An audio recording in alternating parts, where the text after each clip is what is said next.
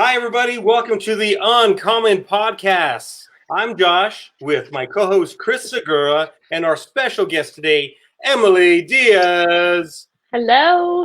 Emily, thank you so much for joining us today. As you can see Awesome. below Thanks the for having screen, me. guys. Oh, absolutely. And just to quickly introduce you, Emily. Emily is a wonderful individual from Pueblo, Colorado, resides in Denver, Colorado right now. She manages a family winery with her family. In addition, she is the creator of Enlightened Warrior Book Club.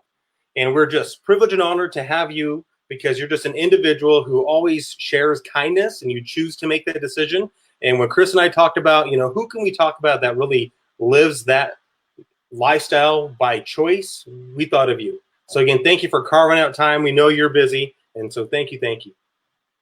Absolutely. I'm happy to be on. I appreciate you guys and the platform that you guys are speaking on to both the male population and the female population. You guys are shift changers, so definitely appreciate you.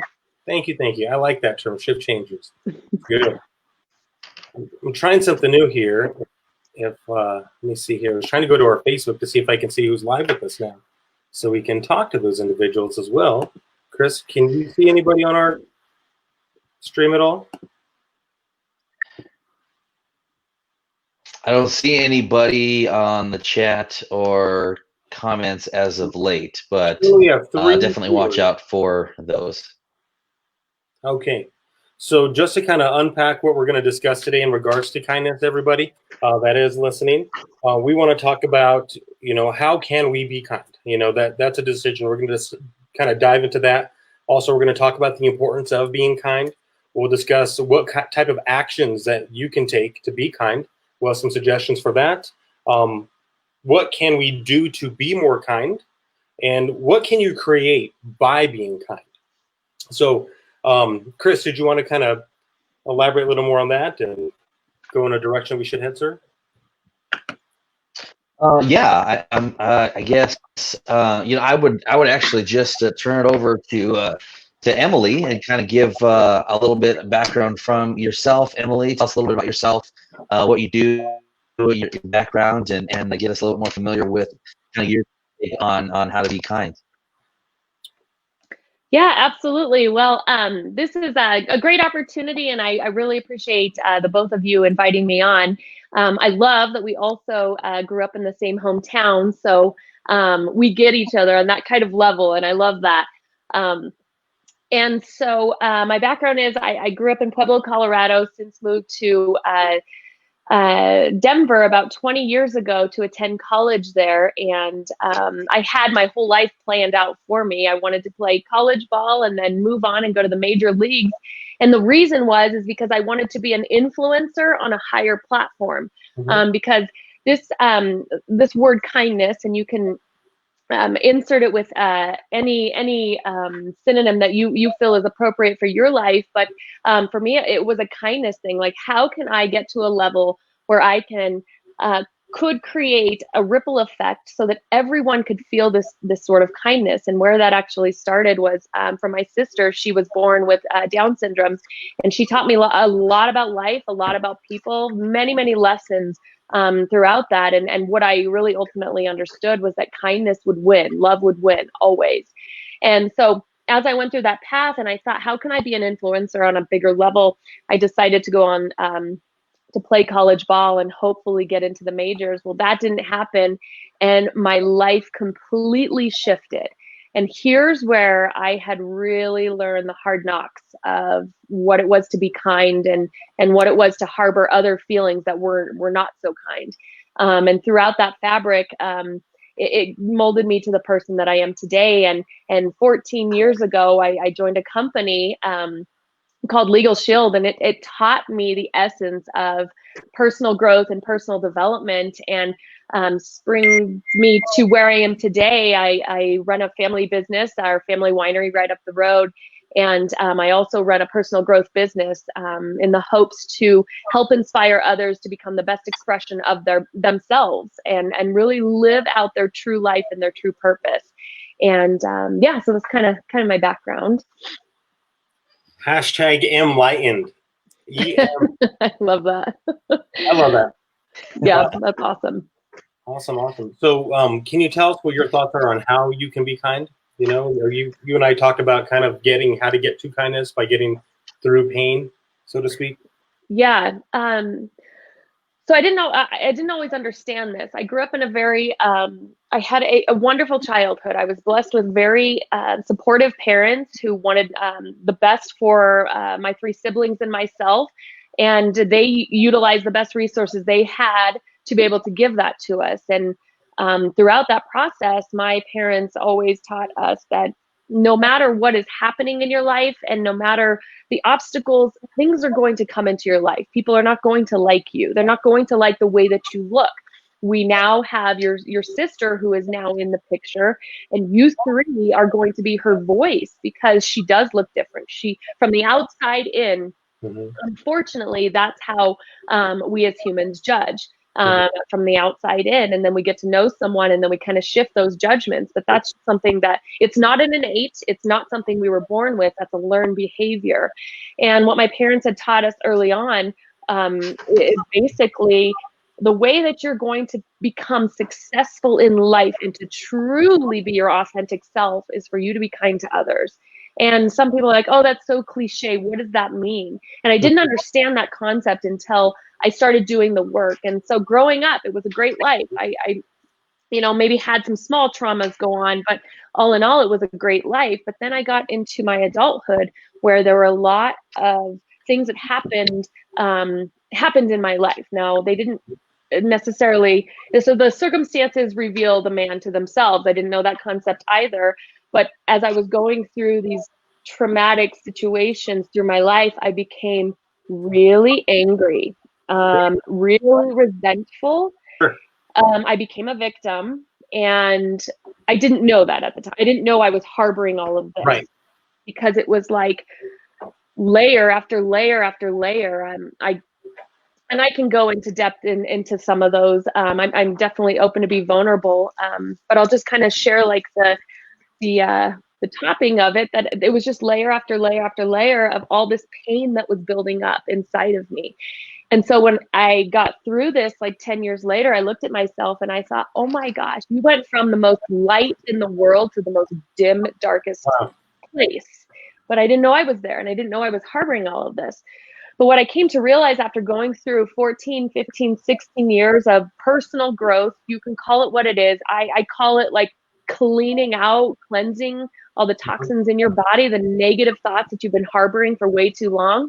I understood that in order for me to get to kindness again, I had to deal with the pain.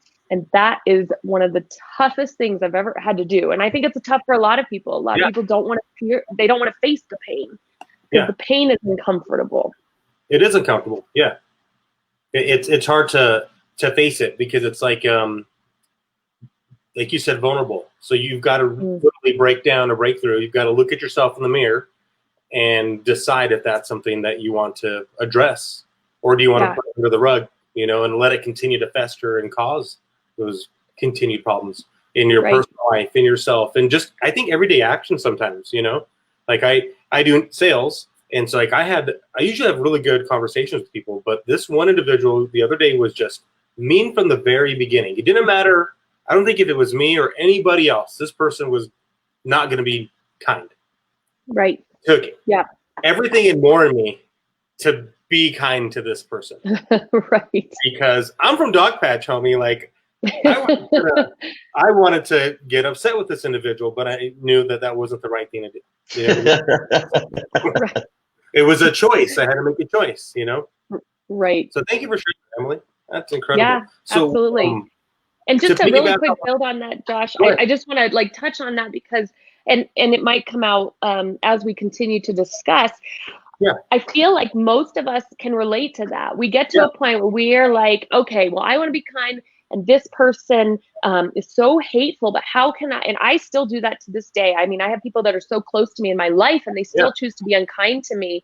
The thing that I like want to just reiterate for everyone to understand is that that person, Josh, could have been having the worst day, worst month, worst year, worst Mhm. 4 years. He could have just lost his wife. He could have so much pain that he's been harboring since he was a child. And that's the only way he knows how to protect himself. Sure, That's like sure, his exactly, total comfort, like block.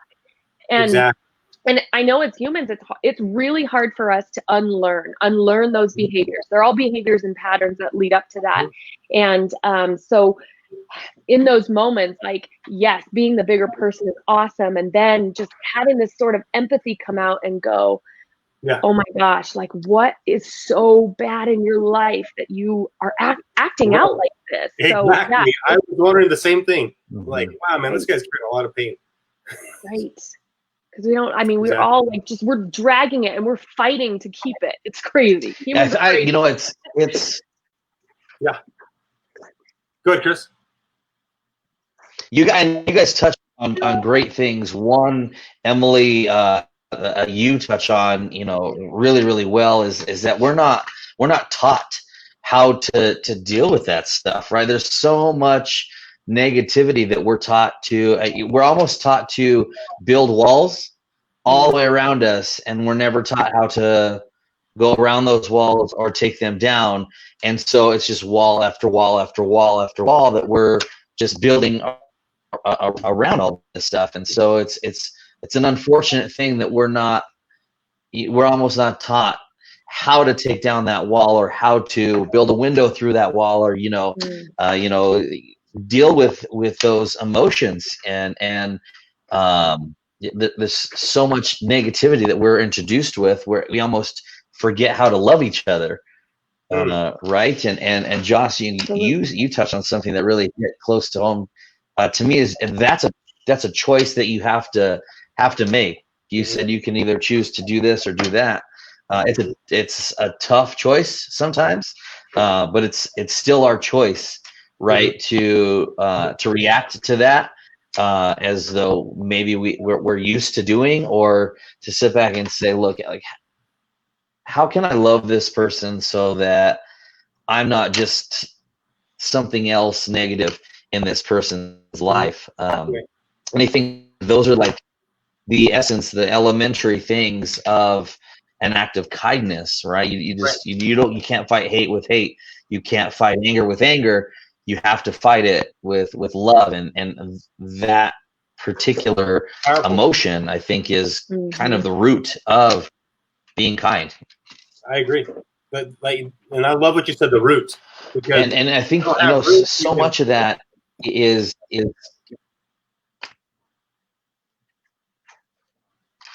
Go ahead, Chris.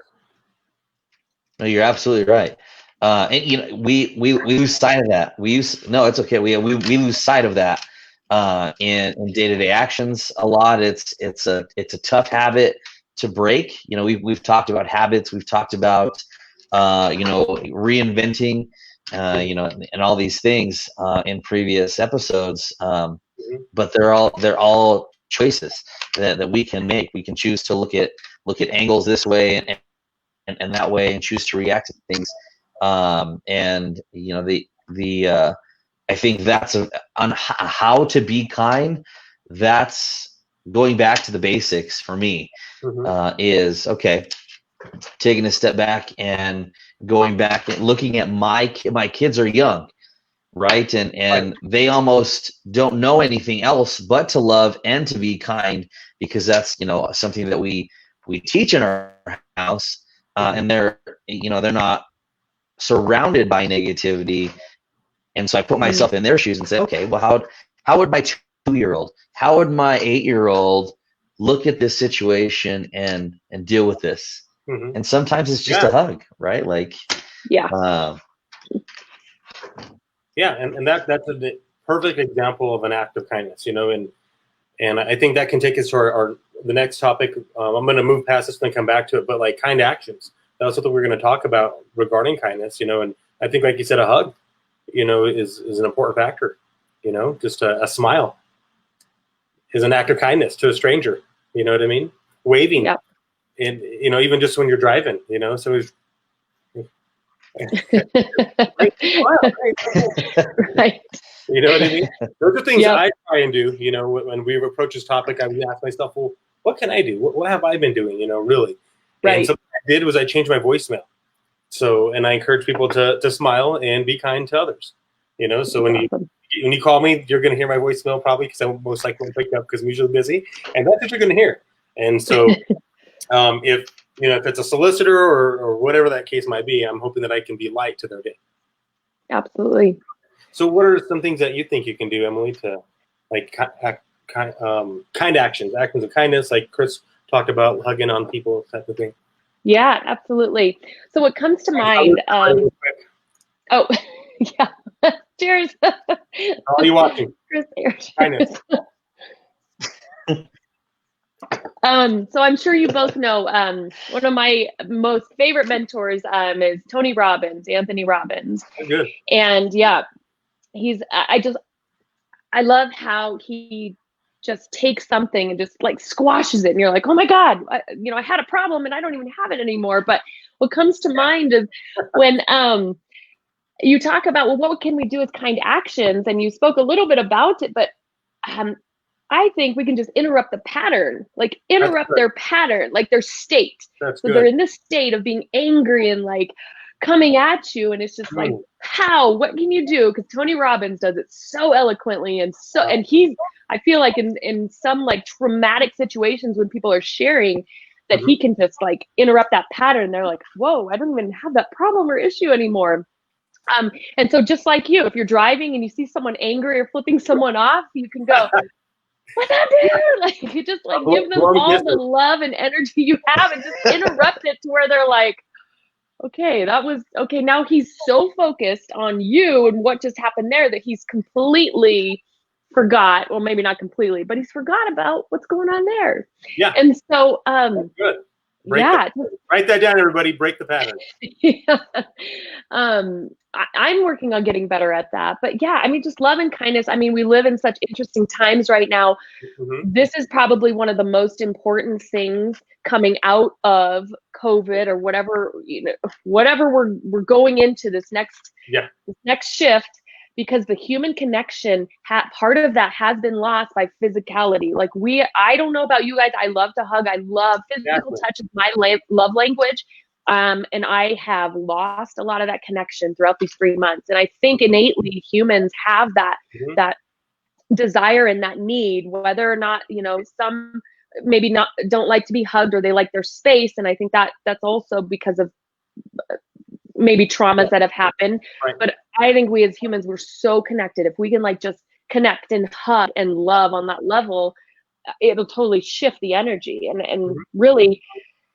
So kind actions, it's whatever it means for each and every one of us. There's a really good book out there called The 5 Love Languages, and that talks about how you can be more empathetic about someone else's love language and really tap into that. Because when you're in a space with someone and you're really excited and happy and they're down, I think it's our job as humanity to go, how can I shift you to get to a better space? Not, oh, well, I don't want to deal with you because you're in a bad space and you're angry and I'm going to take it personal. Another good book, 4 Agreements, read that one and it'll dispel all of that, taking it personal. Did you say 4 Agreements? Yeah. Because we've talked about love languages, Chris and I, before on this platform. So everybody out there, Emily has a book club. She's recommending love languages. That's another way for you to get a skill to be more kind to yourself and others. And then The 4 Agreements, Don Luis. Miguel Ruiz. Bring it closer to the straightforward, please. Yeah. Yep. But it's just the challenge is there's so many components into it. And I would say, okay, first step, kind action, learn to understand or become more aware of what it means to actually love yourself first. And then I think it'll help like just dissipate a lot of those components that come into human interaction.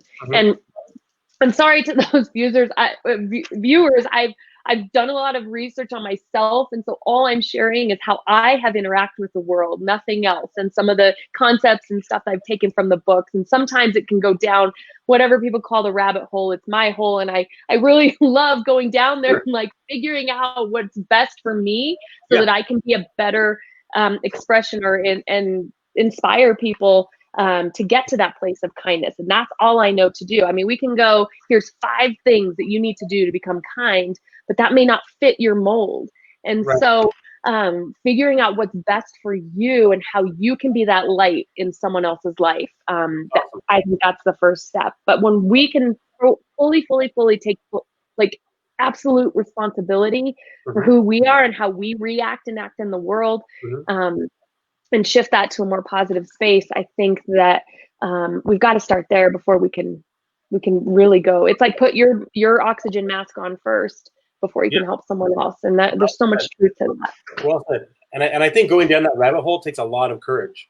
Like I love that picture of what you just said there, because we don't want to do that, you know. But because it is our rabbit hole, and like you like to say, like these are our truths. So like what we're talking about are Emily's truth, my truth, Chris's truth, what we've learned from our pains, and we're just comfortable being transparent about this, you know. And we'd love for anybody to comment in the comments or interact. We want to learn from each of you. That's what this platform is for. So if anybody's got questions that's watching now, you know, we'd love to address those for you as well. Chris, did you want to talk about any more kind actions before we move on to the importance of being kind? Yeah, you know, I a lot of stuff that you both said struck me, and that I think there's almost an elevated perception on what an act of kindness now, with so many charities and so many different ways to get involved in your community, that, you know, that maybe there's a perception that like I can't afford to have an act of kindness, or I don't have time to do that, when, you know, acts of kindness are, you know, like you mentioned, it's a wave, it's a smile, it's a little side joke, it's a comment. You know, I was standing in line at the UPS store just like 2 days ago, and, you know, we're practicing the, you know, social distancing 6 feet apart, and the lady behind me walked by me, and she goes, "Hey man, you smell really nice." And I was like, "Thank you, I appreciate that." And, you know, it was just, I mean, that like might have been her only act of kindness for the day. But it's just comments like that. Hey, like those shoes actually look really cool. You know, this stuff like that. You know, it's maybe delivering one hot meal to a homeless person. It's I know we struggle with handshakes, right? Like I'm a handshake and a hugger kind of person, and there's like that awkward thing shift in socially right now, that we're like, do we shake hands? You know, I don't know. One guy gave me an elbow. You know, I think that's what you're supposed to do, but like you said, Emily, that physical touch sometimes that people might need to just brighten up their day. You know, it might just be a hug, or it might just be a pat on the back and say, "Man, you're doing a great job." You know, I always try to reward good service with a positive word, like a report to a manager, or God, a checker at the grocery store. "Man, you're like super fast at that. That's awesome. You know, you're doing such a great job." Or if I see like somebody stressed in their job, or they're overwhelmed, or they have too many tables, maybe it's look, you may be having like a stressful time, but I think you're doing a great job. You know, just things like that are so elementary, that can be super powerful in getting somebody out of whatever size of hole they're actually in. That's kind of my takeaways from kind actions in and of itself. Chris, Awesome. I love, I was just going to ask you, can you tell that Chris's love language is words of affirmation? Yes, it is. I love it. And there's 2 parts to that. Like, people love to be recognized. They love to be recognized by words of affirmation, or just, you know, men die for it, babies cry for it. We want to know that others are watching us and that we're doing a good job, and that and we just love to hear that positive affirmation. Again, I think that goes back to our innate, like, that's something that humans, like, I don't know percentage wise, but I believe that we don't do enough of that to each other and to ourselves. You know, we say a lot of words of affirmations to ourselves that aren't so great. But yeah, how can we just totally shift that for someone else. I love that you mentioned those two things, Chris. Words of affirmation and recognition. It's so important for everyone, even if that's not their love language, but that you are giving like that transfer of positive energy to them, because people will go, wow, because it's not a normal thing. It may not be a normal thing that they hear all the time. And so when you're scratching the record or breaking the pattern, you're like, wow, like that guy, you know, I smell good. I knew I smelled good, but he said I smell good. So that's confirmation. But That's it just awesome. makes you feel good. I love what you said there, because I had regarding kind action. Yeah. I had written down self-talk as far as like how you can be kind to yourself. Like you just pointed out, we're not always the most kind to ourselves, you know. And I would encourage people to stand in front of the mirror. You know, like before I've ever given like a speech, like I'm looking in the mirror and talking to myself. David Goggins, if you've read his book, Emily, Can't Hurt Me.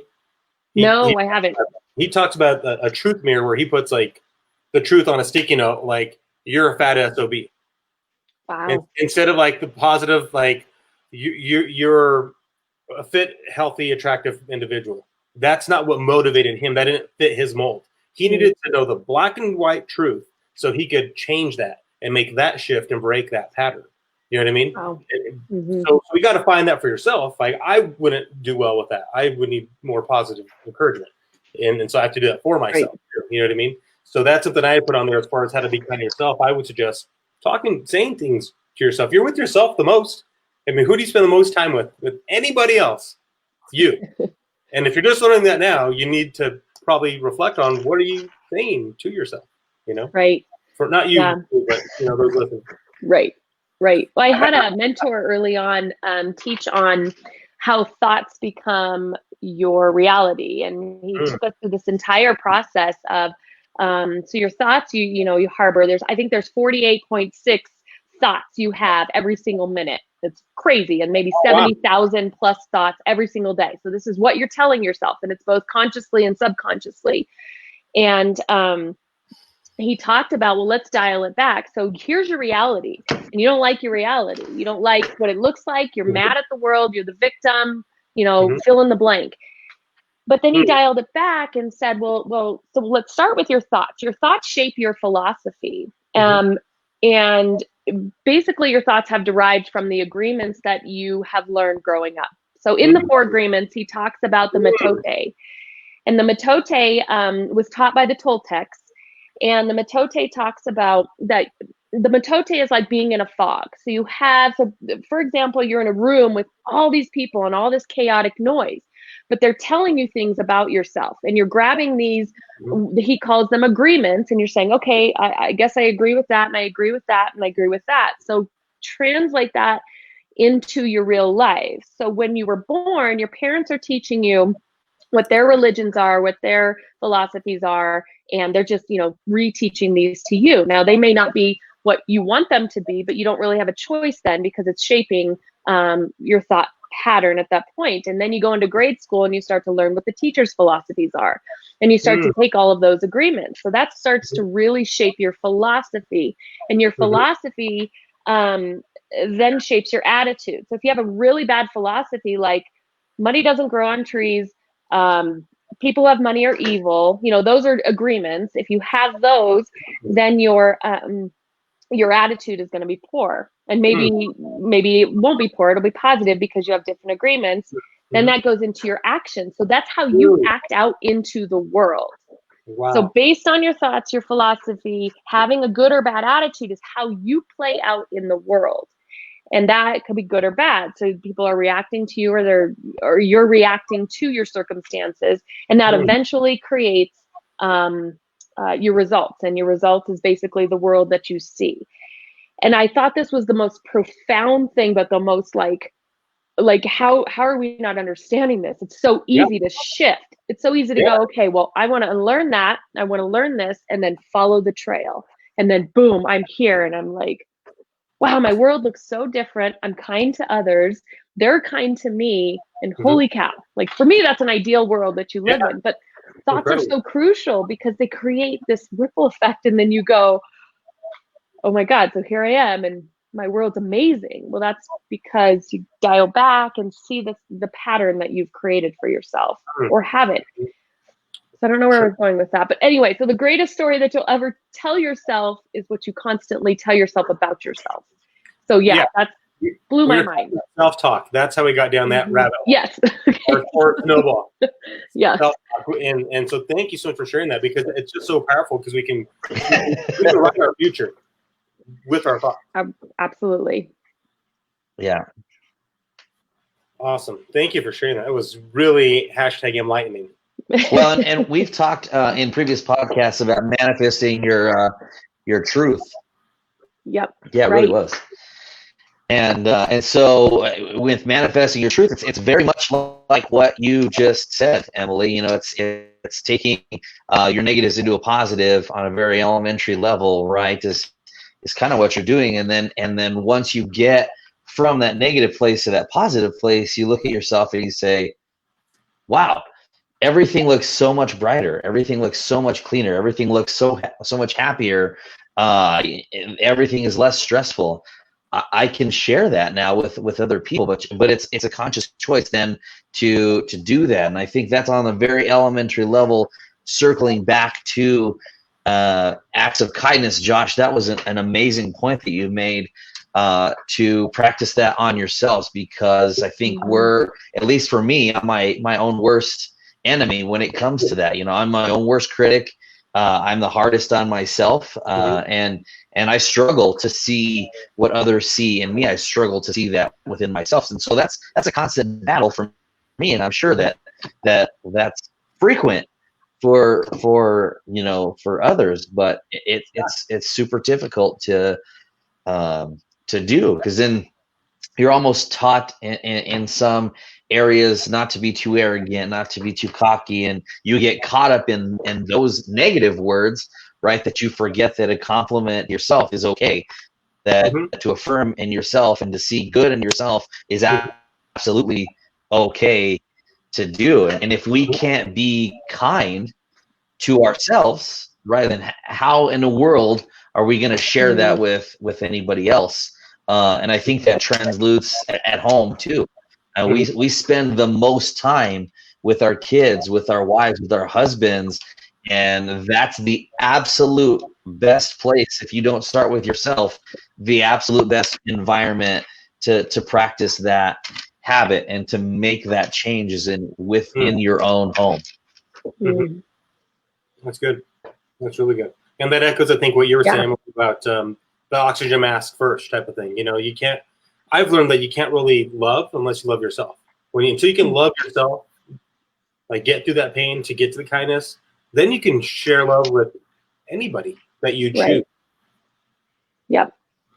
Yeah, Chris, and thank you for sharing those points. Like, that's spot on. That's it.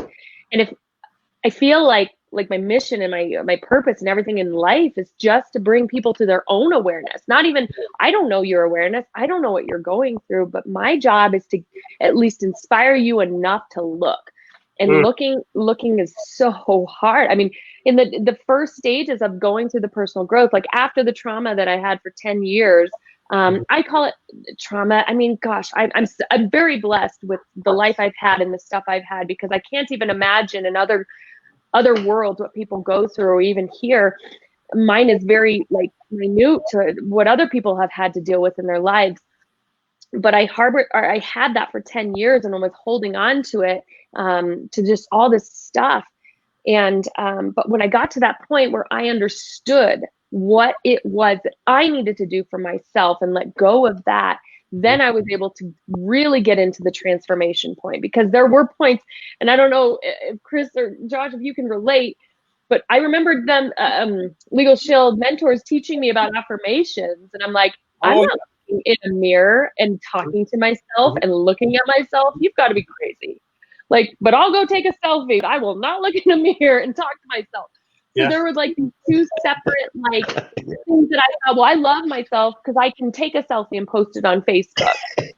But I can't look at myself in the mirror and actually get to work, which is crazy. So there were two different sides. And I'm like, okay, Em, you don't know what true self-love is. So let's just keep going, keep digging. And I would just do the work and do the work. And finally I came to this moment of enlightenment, and nobody was in the room. I was there doing the work. I mean, I was at a seminar, but it wasn't like nobody's watching. You're the only one watching. And this is the most crucial moment in your life, because you don't get validation from everyone else, because that's none of their business. You Right. need validation from you. And Tell that it. is the moment that I made a total shift. Awesome. And it was like, boom, I Wow. lost 25 pounds. I released a lot of it. Good. But I'll tell you, still stuff comes up. But yeah, it's Congratulations. hard to get to that place. But thank you. But yeah, it's like, so Thank you for saying that, because I've known you a long time, you know, and since high school days, and we played soccer together, and Chris and I played soccer together. And Emily, you were always a person of affirmation. You were always that person to pick someone up. You were always an encourager. Like, even when I was down at games at times, like, you would come and watch, like, Josh, you did so good. I'm so proud of you. And I would be like hard on myself, like, why does she think I did so good? But so you were always that for others. It's intriguing to me to hear that you weren't that for you, but now you are. That is incredible. So keep it up. Thank you. And I think a lot of people can relate in that aspect, and especially maybe, and I don't want to like put gender to gender. I think that's true. Good. No, you're good. I think Chris has a little bit like, I was just going to say just real quick about like a gender roles. Like, I feel like women are the more nurturer, and we tend to do that as we go. We're gonna like be your supporter and your cheerleader up front, but we're never gonna take time for ourselves, and that's like no good. But you know, but anyways, I feel like people can relate. Sure. Yeah.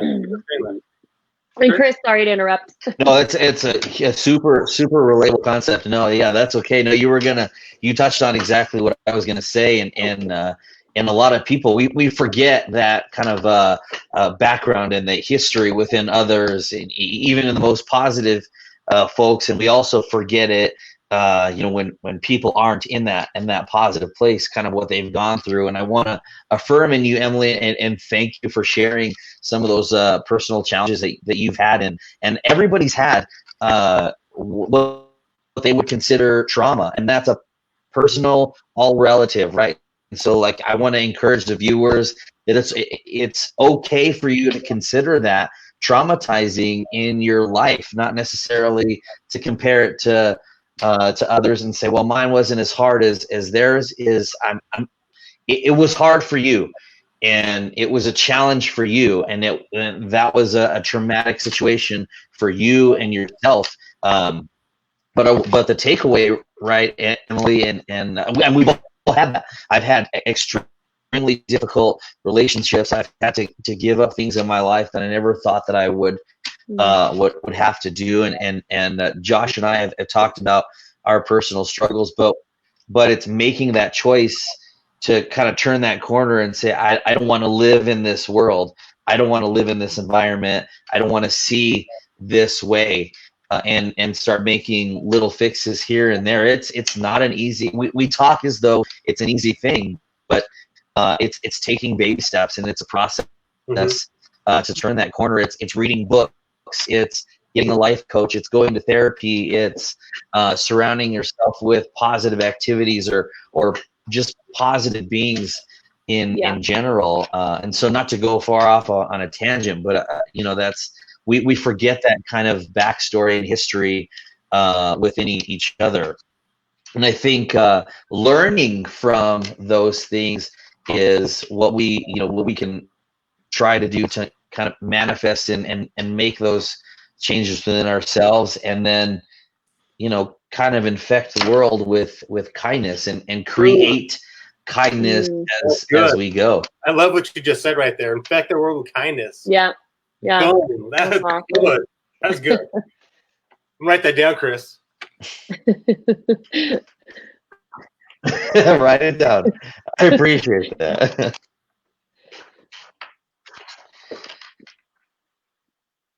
Especially now. I mean, like, look at the times, but I think that's a pivotal way that we can all Chris, can you hear us? Yeah, I think there's just a bit of delay. Oh, he's waiting for you. Oh, okay.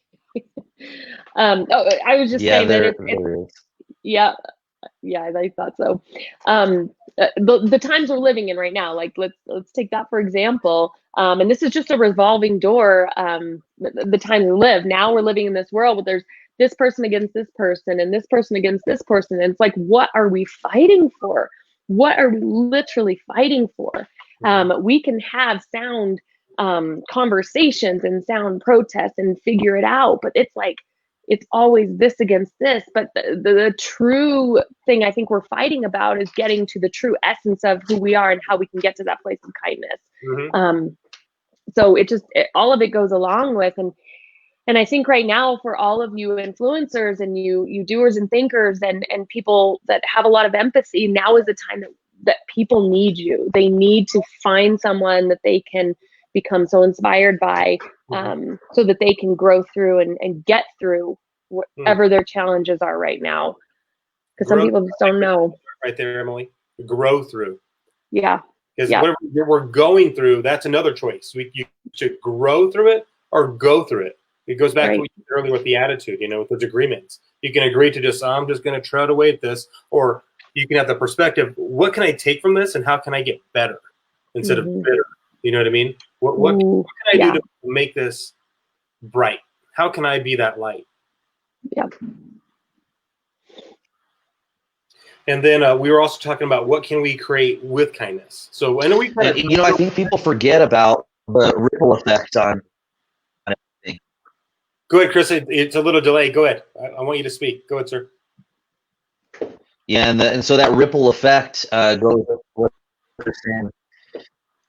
No, that's okay. I was transitioning into that what can we create with kindness, and that's that ripple effect, right? I mean, we see it in negativity, we see it in acts of destruction. How we see it in the economy with COVID, right? And that ripple effect and how it affects things as it goes. Well, the same effect happens when you perform acts of kindness. When you talk to that person that's under stress and you give them a compliment, that person will probably not be as negative to that next table or to their manager or to their wait staff. The same thing with me when that lady gave me that compliment. I got back in my car and I was like, I can't believe how good you kids are being. All my kids were in the car and it was perfectly quiet.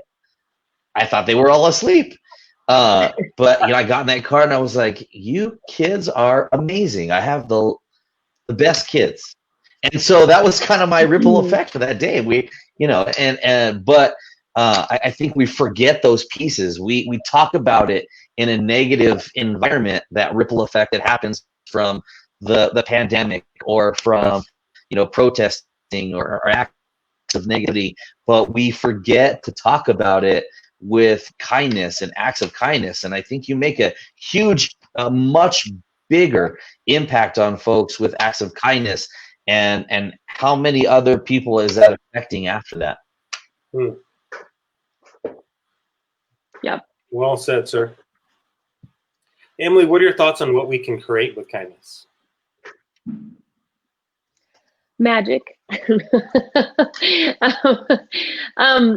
It's just Chris nailed it. I think he really, yeah. I mean, it's sometimes I want to go like, isn't this common sense? And but then I get caught up in the distraction of it. And like Chris says, like we have an effect on the world, but we have the choice to have an effect negatively or positively. There is so much power that lies within each and every one of us. So much power that we don't give ourselves credit enough for.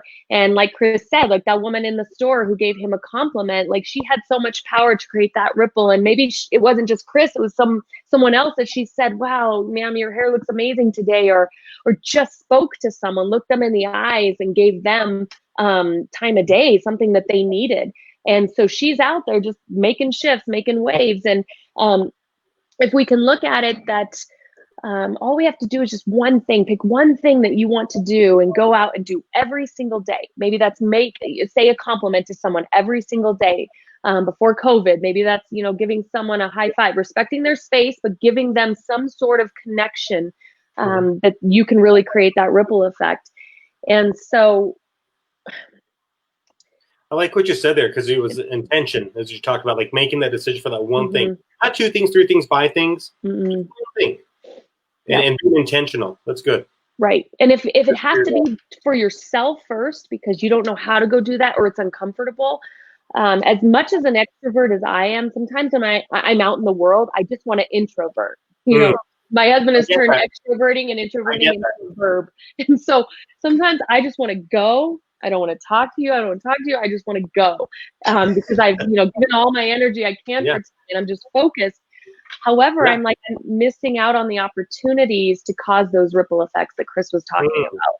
And so I just have to remind myself, like, let's just go out, and we're not running errands today. Let's go make some people smile. Or like George Carroll, his seminars, let's go do free hug. Like, honestly, as extroverted as I am, that activity kind of weirds me out, to go give hugs to perfect strangers. And my sister used to do it all the time in the grocery store growing up. And I thought, oh, Mom, just let her hug the kids and the adults. And then I'm not putting on a shirt. But I'm like, Emily, you got to let your ego go. It's not about you. Just stop. There's so many things we can do. That's funny you bring that up about George, because when he was first starting what he was doing, I remember early on he's in California, and he was just on YouTube, and he was doing with like a cardboard sign type of thing. And what you want to, and he showed how like people just shut him down, and how it was a growing factor for him. He's like, well, what am I doing wrong if they don't want to hug me? And it was really him when he realized how he could like attract others by being softer and a little more assertive, kind of like, hey, come on, man, give me a hug. People were just like, all right, and they were just hugging him, and it just took, like earlier said, one of you said something about practice, like practicing act as kindness, just like doctors are practicing, right? And as athletes, we have to practice, right? We talk about training our mind. It's all a practice. So I would just encourage everybody to practice kindness. You're going to fail. You might be awkward, but I've learned that that's right where you need to be. When it feels uncomfortable, it's probably where you need to be. And that's when you're going to get better. That's when you're going to improve. Like as coaches and players, we know when we're not good at a move, that's what we need to do better. Like my left foot sucks. Well, I need to work on that. Or this move is hard for me. Well, that's what I got to work on. And so I feel like society's got to work on kindness. We need to train kindness. We need to get the cones out and let's start doing this. Let's go. Right. Get there. Go ahead, Chris. It's a delay where Chris is at for some reason. Chris, are you frozen again? Are you joking? No, I was just going to echo, that. Yeah, it is a delay. No, you guys made great points. It's fantastic. We forget enough, or we forget too many times that we don't practice.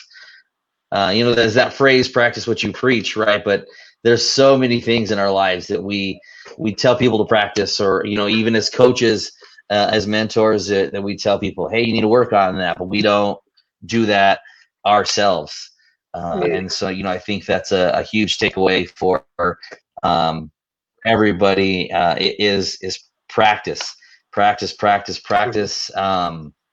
Something, I'm a firm believer in therapy, and how powerful that is, and that's something that my fiance and I have learned in therapy. Is we practice so many things in our lives outside of our relationships, but we forget to practice self-love. We forget to practice loving each other. We forget to practice and working in our relationships with not just ourselves, but with others around us, right? So passing those acts of kindness just within our circle, right? And Emily, you touched on just walking down the street and going through and touching people and practicing just small acts of kindness as you go missing those opportunities. How many opportunities do we miss within our own circle, right? That we're not practicing close to us that we can continue to capitalize on, and recognizing in places that people are at that are close to us, and then going out and performing those acts of kindness throughout the world too. We forget some of those missing pieces too often. I think concentrating and focusing on just those little details here and there, those are going to just change our worlds, right, with our environments, but they're going to change so many other people's too. Mm-hmm. That's well said. Yep, absolutely. And one just last point on that is, and thank you for sharing that, Chris. That's deep. Is in order for people to really like want to go do that, they've got to have a why attached to it. Why do I want to go be kind to others? Because maybe that'll set you free. Because if I'm going to practice being kind, what's in it for me? You know, that's just how we work as human beings. Like, what will be in it for me? You know, to the basics of you're just being kind because that's what we're supposed to do. That's how our innate works. However, we live in such this society of distraction and social media and boom, boom, boom, and everything is just coming at us. How can I go halt? Right. I'm going to go over here and smile at this woman, or I'm going to go over here and talk to this person in the store. Right. What's in it for me? And I know that sounds kind of selfish, but with like take the ego away. But really, like, what is the exchange for me? Am I just going to do it because I want to do it, or what is that exchange? What is it going to fulfill in that I'm missing? And I don't know. I don't know the answer for that. I'm just proposing that question. Mm-hmm.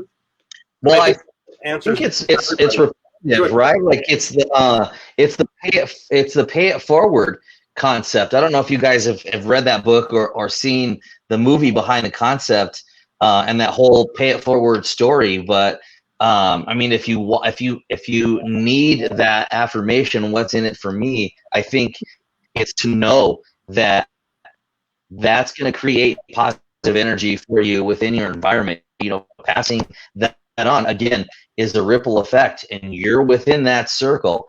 And so passing that negativity, you're only going to get negativity in return. You know, again, Josh and I talked about manifesting your own truth, and if you're going to distribute negativity, then you're almost repelling positivity out of your life. And so, I mean, if you really want to look at that, at least that's my perception, that's my takeaway, that if you need that, look at like what's in it for me, smiling at this person or giving this person a high five. It's the next person after that person is probably going to give me a high five. Yeah. I mean, it's as simple as that. Mm-hmm. Yep. Yeah, I love that. Well said. Well said. Awesome. So just to kind of recap, guys, we discussed how to be kind, and I hope that our viewers, either that are on now or that will view this later, have developed some ideas. I saw in the comments, Rihanna here's loving the, she says here, I love that. I often smile and wave at drivers by in the mountains just to see who waves back, trying to spread some friendliness. So keep that up, Rihanna. She also says to you that she loves you. She says, love you, Emily Diaz. And Rhiannon. Oh, okay. Now I see. I'm not love sure you, girl. Right? Sorry. No, you got it. Okay. A good friend of mine. Oh, that's awesome. Thank you for being here. We also talk about the importance of being kind. You know, and Chris, you just really, in a nutshell, elaborate on that significantly. And prior to that, Emily had discussed that too. We talked about kind actions, you know, and really making that decision, that one thing that you can do, and to be intentional. I would encourage everybody to be intentional, whether it is on social media. So I'm talking to trollers that like to just spread the negativity. Try and practice a little kindness, you know, before you just say something. Think before you speak. That's what my dad always taught me. Think before you speak, and I teach it to my kids as well. And I thought about what I just said a long time before I said it. And moving on, what can we do to be more kind? We talked about that as well. And what can we create with kindness? And really, it's a better world, you know, like not only for whatever your world is, but the ripple effect, like you said earlier, Emily, like I think that's the key goal, you know, like if we can all get on that same page, then we will eventually have more kindness. And like you said, Chris, infect the world with kindness. That's the true virus to spread. Yeah, absolutely.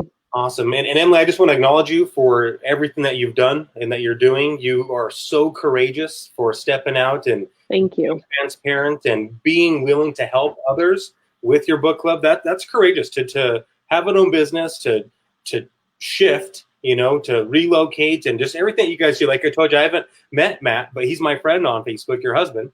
And I just love following you guys. You guys are just such an inspiration. What people would, I think, refer to as a power couple. And you just both shed that love and light. And so thank you for your time. Thank you. I know you're busy, and you still make the time to be an influencer to others, to talk with us about that. And your perspective is really enlightening for me. #MLightning. And I think you just bring a lot of what we wanted to kind of draw out with a dialogue like this. And I think going down that rabbit hole deeper than what Chris and I could have done alone. So thank you so much. Chris, did you want to say anything additional?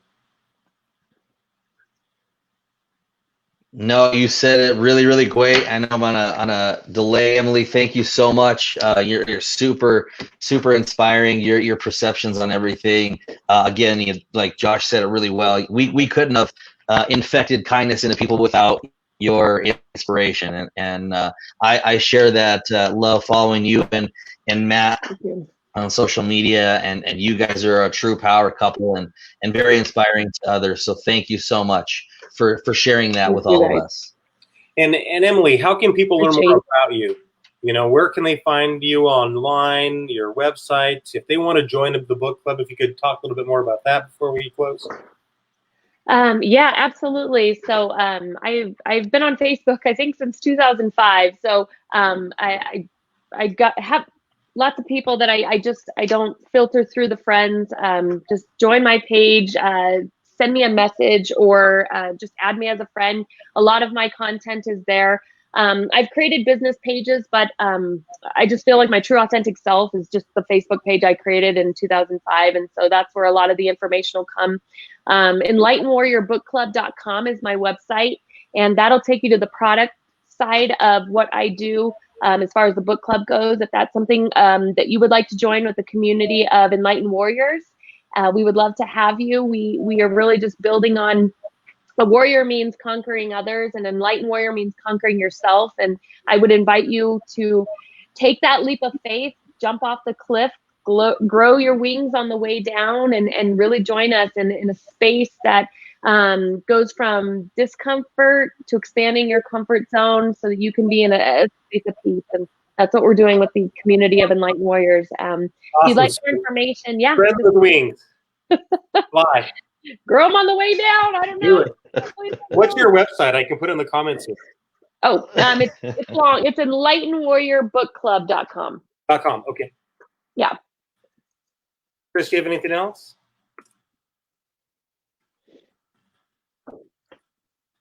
Christopher? I don't. It's just the delay. Awesome. Well, appreciate you both very much. Chris, awesome. Great to meet you. Josh, thank you for everything. And I hope to collaborate with you guys here more often.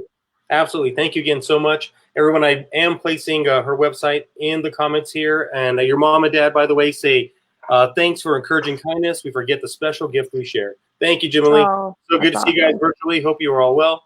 And thank you for sharing your family and your daughter's time with us. You did a great job raising her. Thank you. Thank you. Awesome, everyone. Well, here's to you all. And just a reminder, #stay uncommon. Salud.